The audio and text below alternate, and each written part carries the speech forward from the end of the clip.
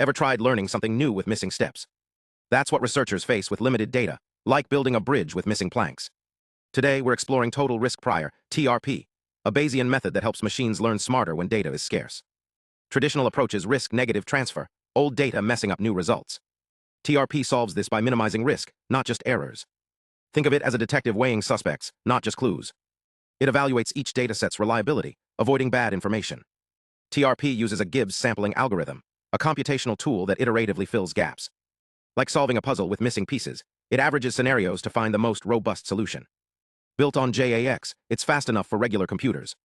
In tests, TRP outperformed older methods, especially with few datasets. Open source code lets anyone test it, because science thrives on collaboration. In fields like medicine, where data is limited, TRP could improve predictions.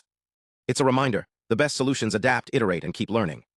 Next time you face a tricky problem, remember, the key isn't having all answers but asking the right questions.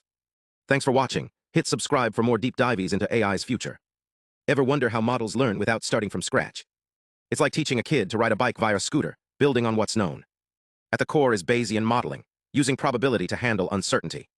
The horseshoe estimator filters signal from noise, focusing on key clues. Imagine hearing a conversation in a crowd. This tool highlights what matters. When learning multiple tasks, like predicting traffic in New York and Tokyo, Bayesian methods let models collaborate. Tools like the Gibbs sampler refine guesses, borrowing strength from related problems.